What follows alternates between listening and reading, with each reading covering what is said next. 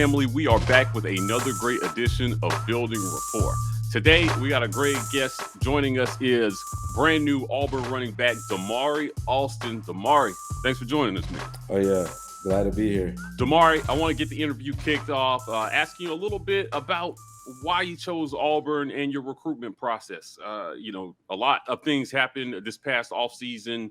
You chose Auburn early and stuck with Auburn throughout your recruitment process, even helped recruit Yeah, Auburn. for sure. Tell us about why you fell in love with Auburn and why this decision was so important to you. The reason I fell in love with Auburn is really just because like the family atmosphere it brings to me.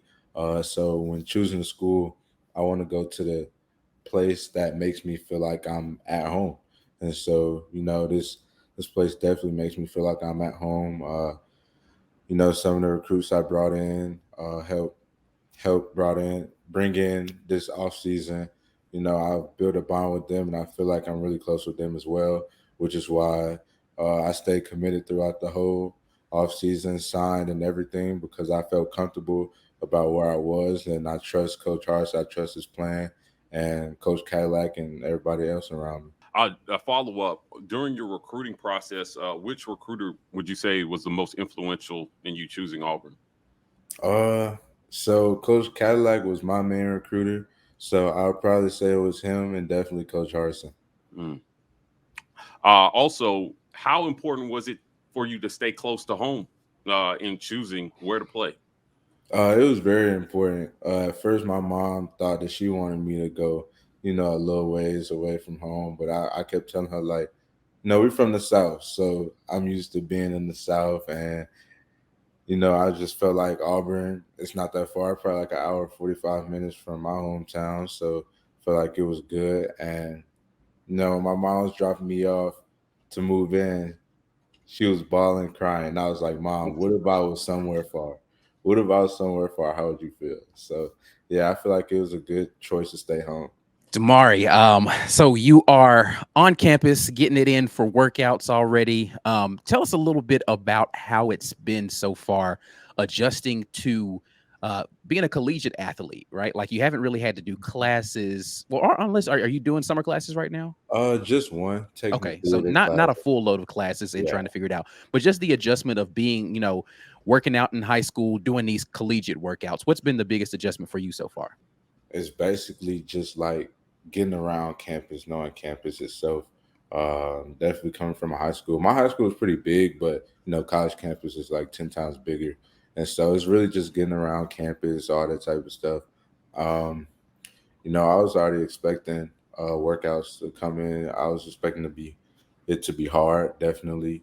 Coming from doing high school, some workouts and stuff, those are pretty hard too. But when I came in here, I felt like I was ready, and another thing adjusting is just like getting to know new people on the team. Definitely coming in being a good follower, and what I mean by that is just like following those or that's doing good for those like Tank, Owen, Derek Hall, all those guys. I look at them and I'm like, oh yeah, I want to do that. I can be a good follower, so in the future I can be a good leader. Yeah, Mm. definitely like that. I've seen the videos of you and Tank working out together. What's it like getting out there with Tank and getting after it? Brad Lester's who's training you guys a little bit, right? So how have those workout sessions been with Tank? They've been pretty good. I think I had like one or two workouts with Tank, but we always get work like after practice, go run some rounds or stuff like that. But it's been pretty good. I got to see his work ethic, and he was pushing me in the workout. Every rep, I feel like we were competing, and I feel like that's somebody in the room that I want to be with. I want to be with somebody who's gonna push me, make me better, and compete. So when we get to Saturdays, everything is easy. Mm. Brad calls himself the speed genius. Have you guys been working on speed? Do you feel like you're getting faster? What's your main benefit from those workout sessions with Tank and Brad? So with Tank and Brad, I think like Brad does a lot of everything. So he do lifting, speed, running back stuff, conditioning drills, all that. And so I feel like, my times working with Brad that we worked a lot on like, game speed type drills and conditioning type drills, but we're still working on those running back movements and stuff like that.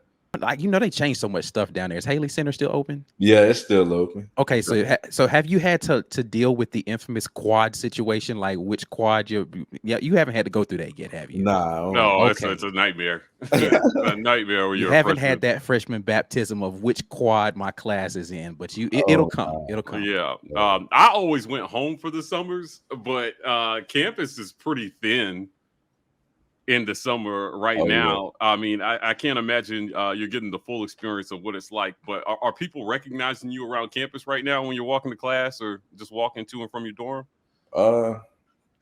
Not really. Probably been Okay. a few people. Flying under the radar? Yeah, not a lot. Yeah. All right. Don't worry. All the crazy people who've been stalking you for 8 months on 247 and Rivals will definitely be there in about a month. Oh, yeah. I already know. Damari, you talked about following Tank's example. I want you to give us a little bit more about what his leadership has been like for you guys. What I hear you saying is that he's taking a real leadership role in the running back room, and that you're trying to model some of his better behaviors. What is that leadership like in the weight room and during your workout sessions? Is he challenging you guys? Is he kind of like being a coach during these sessions? I wouldn't say a coach, but I say like a great teammate. So like, if somebody mess up, you're probably gonna talk about it, how you messed up, the play, whatever. And I feel like, we all just hold each other accountable, and that starts with Tank because, he's been a big time, running back in this class in this room for probably about like 2 years now. So, me just coming in and sees like how he works. I feel like that he is a great leader in the room, and he just shows us how to like just do a lot of things. Definitely. It's really about like holding each other accountable. I feel like he held us accountable, definitely. All right. I want to talk about the playbook.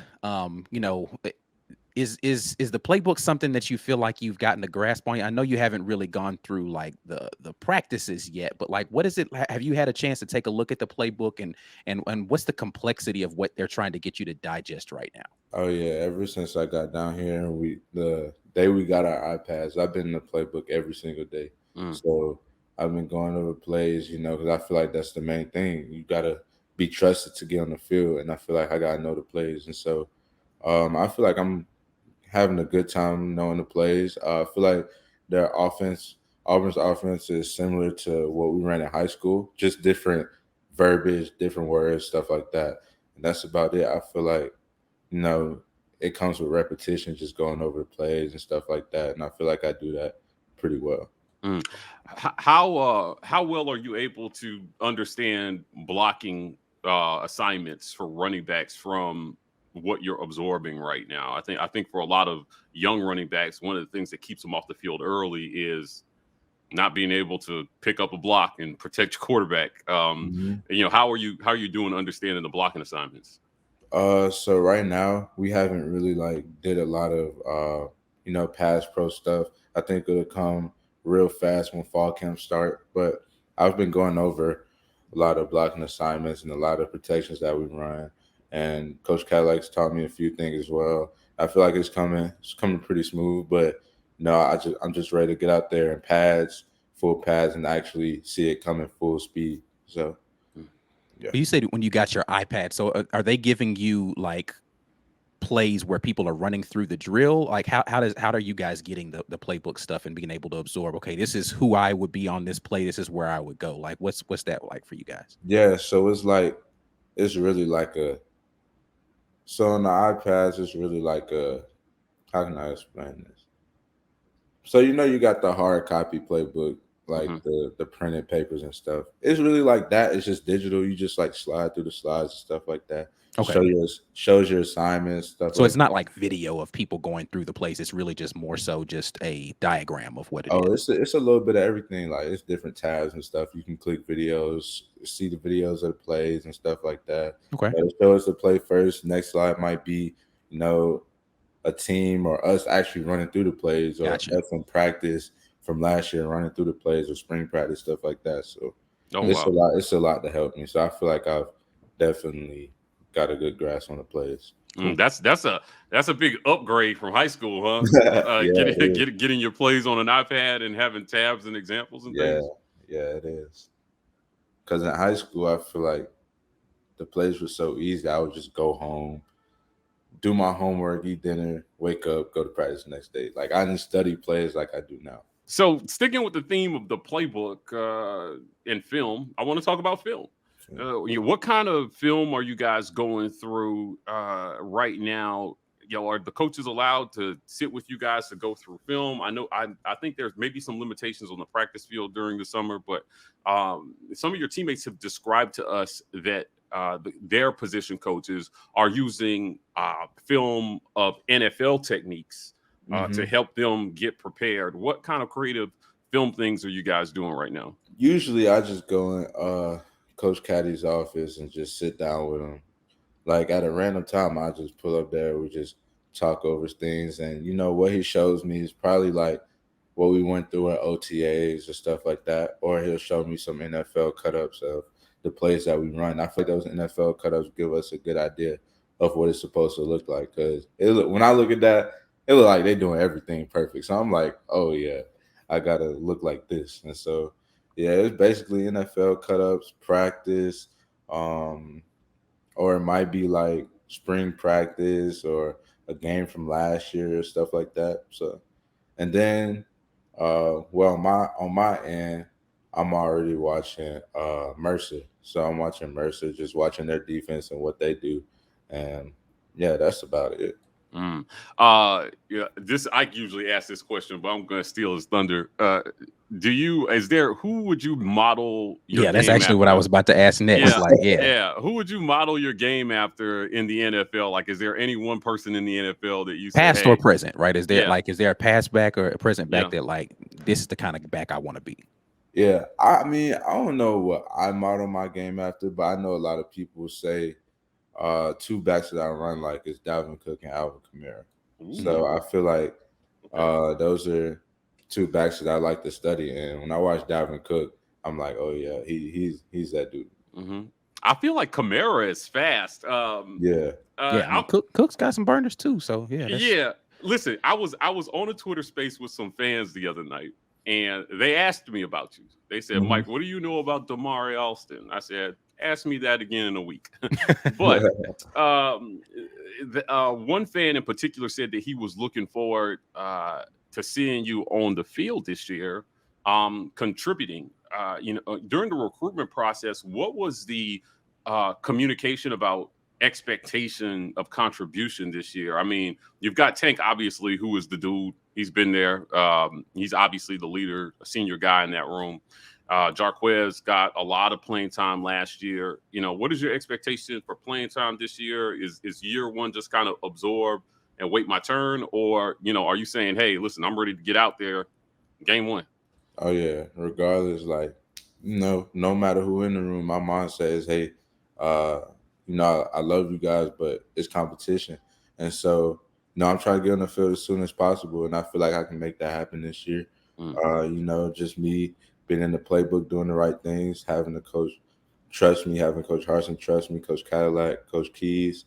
And I feel like I could definitely contribute big to the offense. So you mentioned two guys, and one of the things that both of those guys do really well is being able to catch the ball out of the backfield. Yeah, that's right. Is there something that you are doing to get yourself ready from the receiving standpoint of making sure that you're a well-rounded back? And I know you had to do a little bit of that in high school. Is that something that you feel like is a strength of your game, or is that something that you need to work on? That's something I feel like is definitely a strength. It's something I've been working on.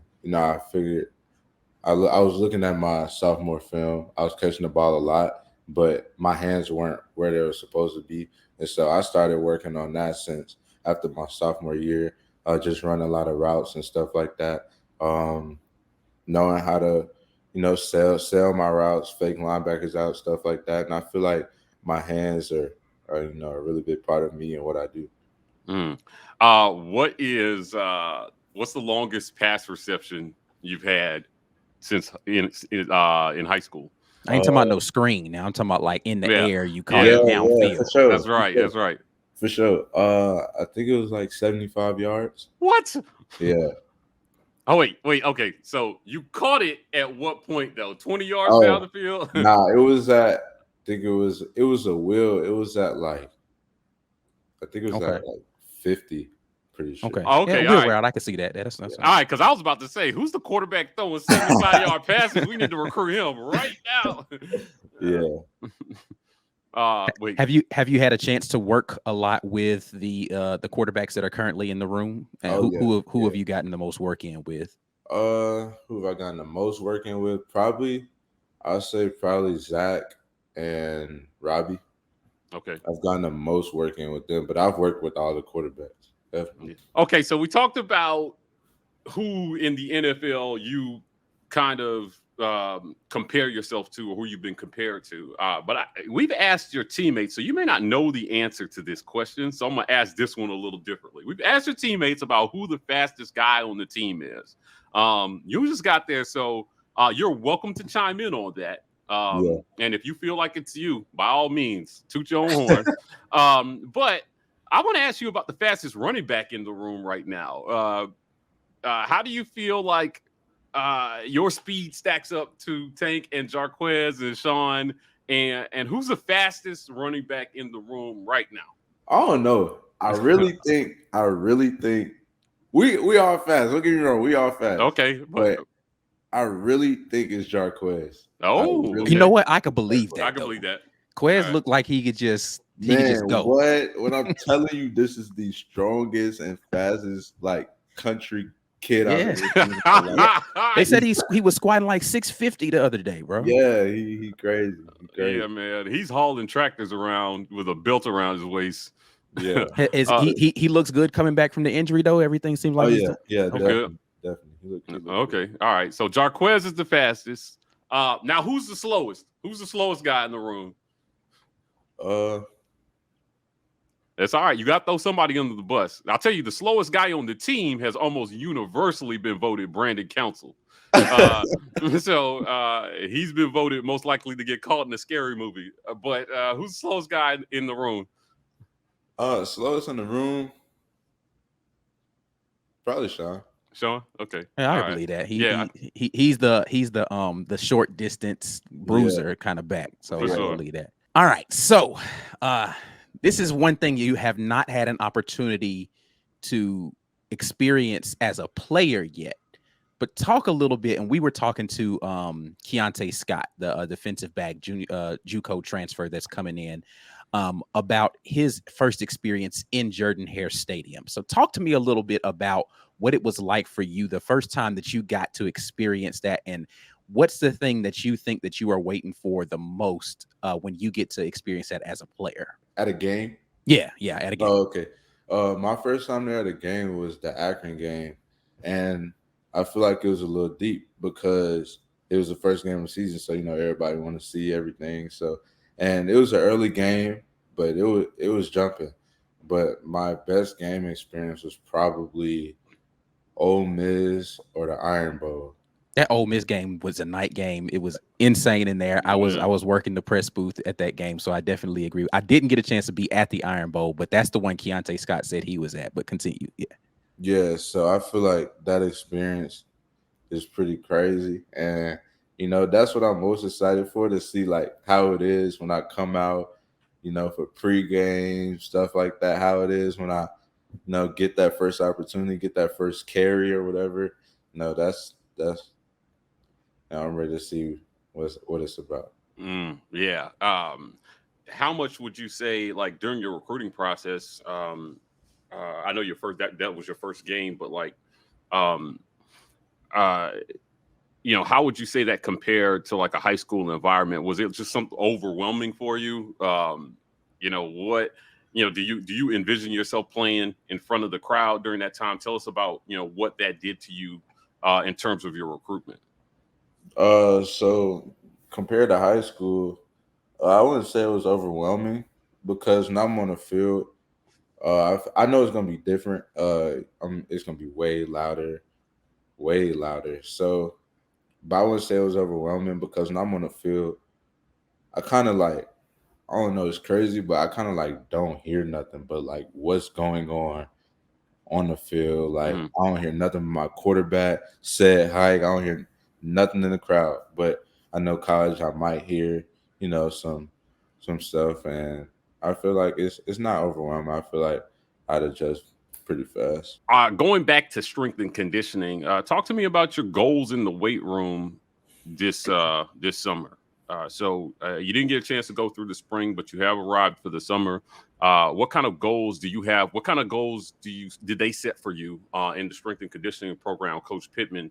And how do you feel about the plan that they have for you? Did they want you to bulk up, or do they want you to get faster? Or like, what main goals do they have for you this summer? Well, I just say a goal of mine for real. I mean, I feel like I'm a 4 or 5 guy, and I feel like the weight room, they're not bulking me up because I'm at a good weight, I guess. So they want me to stay where I'm at. So, and I'm at a good percentage of body fat, so I look pretty toned up, and I feel like they're just continuing to get me stronger. And I feel like my main thing is probably getting a little bit more faster. Definitely, I'm trying to hit the 4.4s, 4.3s, by probably about like a year or two, and so. Yeah, that's really my main goal, getting a lot faster. But I feel like I'm producing really good in the weight room. Mm-hmm. Am I crazy, or did I see you got a workout in with Takeo Spikes recently? Yeah, Did I see that? So back home, he works with my trainer. His name is Rob. Okay. And yeah, we be there 6 a.m. getting that work in. All right, this is one I haven't asked anybody yet. I'm going to ask you. Pre-game, getting yourself ready. Yeah. Are you a headphones guy? Like, what are you doing? And if you are wearing headphones, getting music, what's in Damari Alston's headphones when he's getting ready for the game? Yeah. Last year in high school, I didn't even wear headphones like that. Like, Okay. I feel like I just like walked around. Like I say my prayers, I walk around, just lock in, not really talking like that. But when the music is playing on the speaker, that's when I feel like I get, turned up, ready and stuff like that. But when I do put on my headphones, I gotta play some. First, I'm gonna play some Richard Smallwood, and then I'm gonna play my rap music. I'm gonna play Lil Baby and Young Okay. Boy, all those type of rappers. So All right, yeah, cool. I feel like they get me locked in for real. Is there any one particular song that gets you going? Like, Ike and we came up at Auburn during the Lil Jon Crunk music era. Like that was considered fight music when we were in college. So that was the stuff that got you amped up. Like, what song is your go-to if you're trying to get ready for the game? I feel like, I don't know. I feel like it's Future. Like, Okay. but I don't know a specific song, but it's some old music that he got that get me turned up for real. Probably y'all know the song by Future. It's called it's actually a curse word. And it's just that. Okay, got I know what you're talking about. Yeah. I know what you're talking about. I just, the reason I ask is because if you've been to an Auburn game, you notice that our student section swag surfs, right? And it cracks me up that this old ass song is like an anthem. Yeah, that's crazy. for Auburn's game day experience. We had if you're from the South, swag surfing is like an Atlanta anthem. Right. They made that one song and then just went away. But that song has lived for 10 years. Well, hey, it's been longer than that, right? It's been like, I don't even remember when swag. I think it was like maybe like 07. That song came out. And so it's just interesting listening to the kids talk about, what gets them going today. And there's been shades of future and past in the music that you guys listen to, but you guys all do something different. Sticking with that, you talked a little bit about your pregame routine. And you said you don't say much, so you prefer to kind of like tune people out. How do you get locked in? Are you looking at the looking at the playbook again before the game? Like, what are some of those pregame things that you're doing to make sure you're locked in?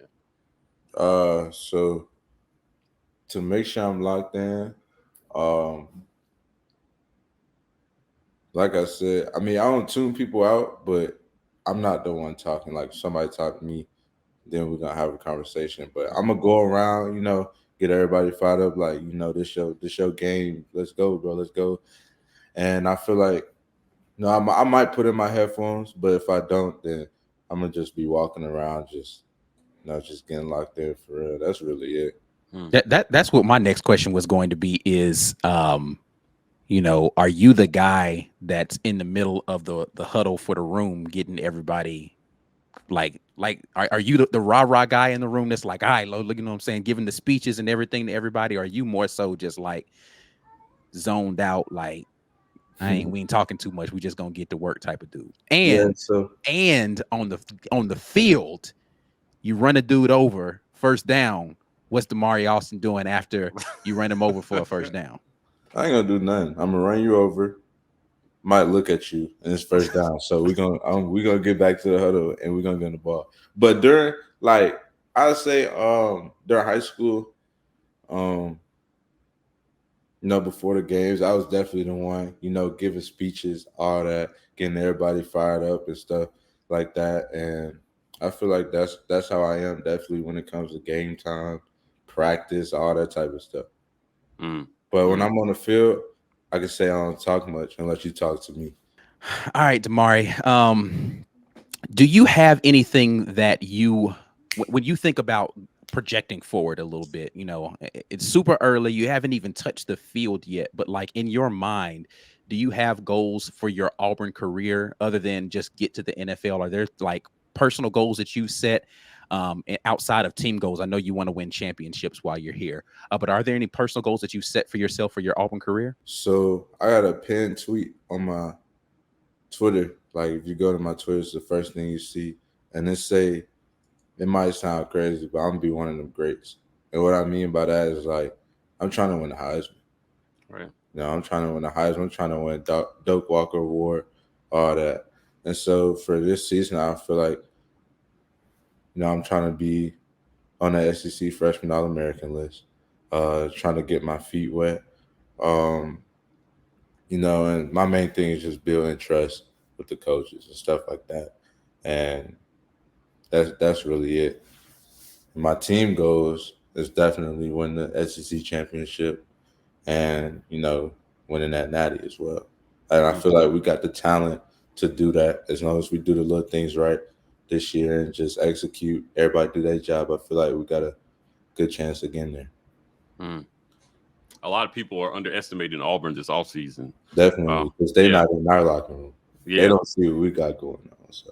Yeah, so I like that. I like that everyone we've talked to has embraced that. Not that you guys are really letting the noise affect you, but just taking note that there is a lot of doubt. But again, there's a lot of work that you guys put in that nobody sees, that we feel like definitely will pay dividends in the fall.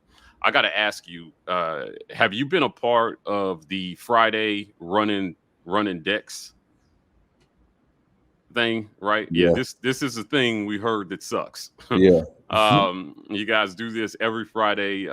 Beside the obvious physical benefits, also mental conditioning. To tough that out and get through that. Talk about what that experience is like with your teammates. Are you guys encouraging each other as you run them? To talk to us about the benefits of doing something like this and how that helps you guys build mental toughness. Yeah, I definitely think it helps with our team chemistry because, a lot of people, it's tiring. So a lot of people get down on themselves, feel sorry for themselves. And, we got teammates to pick them up. And I feel like we've been doing that. Everybody's been lifting each other up, holding each other accountable. Like, come on, finish. You got this. Nobody feels sorry for you. And, in order for us to do that, we got to keep encouraging each other to do this because in game, when it get late in the fourth quarter and we down, we got to pick each other up to win the game. You feel me? And I feel like, the experience with Dex, I feel like me coming in, I thought it was gonna be the worst thing I've ever done. But it's pretty bad, but it's not like crazy. I'd probably say one when we got to like 9, that's when I was running with a vest on too, a weighted vest. And so that's when it was hurting for real. That's when it was hurting. And but now I feel like it's pretty smooth. We just did 14 Friday, so it wasn't that bad. Okay, so you said something that's important there. You're a vest guy. Sometimes. All right, you're a vest guy because we were told that Owen Papo runs his. He was the first. He was the originator of running his decks in a vest, and then the coaches brought him out and made them optional, but they challenged you guys to pick up the vest. And let me tell you something, that it's not a trap, but it's definitely a test. Because I promise you, they're taking notes on everybody who challenges themselves from time to time to pick up that vest. So I think it's important for fans to hear that you're a vest guy, because we've told that story before. So now I can say confidently on tomorrow's show, Damari is a vest guy. So who's give us some throw up stories. Who's out there vomiting after running dicks? Have you ever? Yeah, I've never threw up after a workout before, so okay. I don't know how that is, but yeah, I've never vomited. He's like, I don't know how the other side lives, but I ain't gonna do that. Threw up? I've heard that it's happened. Zach. Oh, Zach. What? But it won't be right after the workout. Like, we'll get to the locker room, be having a conversation or whatever, and out of nowhere he just runs to the trash can. So I'll be like, okay. Zach, we interviewed Zach. I know he had some catching up to do in terms of conditioning because of his off-season shoulder surgery. So that's good. Like, to me, I don't think it's a bad thing. I think that it means that you're pushing yourself while you're out there. There was nothing left in the tank for him if you're throwing up at the end. So right. We haven't had a chance to talk to Pittman, but we did talk to a previous strength and conditioning coach for Auburn, and Mike G has been around for workouts there. But you said that the decks, you thought they were going to be the toughest things that you've had to do from a training standpoint. What is the training drill when they're like, all right, we're about to, and in the back of Damari Alston's mind is like, oh, here we go. Like, what's the thing that like that kicks my butt every single time I have to do it? Here, because it used to be the hill that they had to do. Mike? The hill by the little green slope where they would push boards up it. Oh yeah, I heard about that. Yeah, pushing boards up that little green hill by the athletic department. I heard about that. And every sport does that just about. Like, it's become a thing of legend. Yeah. I mean, I don't think any workout just like, kind of ruins my mood. Like, oh my God, like we got to do this. So you're a workout warrior. You like hitting the gym. You like getting it in. Yeah, basically. Like, you don't ever hear me complain about, something that I know we have to do. Like, right. No reason to complain. You still gonna do it. You feel me? Right. So I feel like there's not really anything that makes me, seem like that. I mean, I might be tired, but gotta push through regardless. I like it. There is a former Marine, I believe. I think he's like a former Navy SEAL. His name is David Goggins. Were you here for that Navy SEAL workout in the pool and all that? Oh, that was crazy. That was crazy. That was crazy. Yeah, that's that kind of stuff. He talks all the time about how it's important to do something that you hate every single day. To cultivate mental toughness. So, last question on this topic. You feel like, I think I know your answer, but, I got to ask, you feel like the team at this point is mentally tough and ready for the season? You guys have put in the work to get where you need to be? Yeah, I do feel like everybody is definitely ready. And I mean that when I say it. I know like things didn't go as good as everyone wanted last year, but It's a brand new season, brand new off season. And the one thing I got from the players that was here last year, they said that everything feels way different. Everything feels way different. Everybody got that mindset, that they're ready to win a championship, ready to prove some people wrong and stuff like that. And so I feel like Damari, we want to thank you for taking some time to join us today to talk a little bit about your summer, how everything's going, how you're getting acclimated to life at Auburn University. We're looking forward to seeing you out on the field in the fall, contributing and starting to build that Heisman campaign for the future. So thanks for joining us, man. Yes, sir. Appreciate y'all. Guys, that's it for another great edition of Building Rapport with our guy, Damari Alston. If you want more content like this, please hit like and subscribe. We are the War Report on most social media platforms, TW Rapport on TikTok. Fellas, we're signing off, and as always, War Eagle.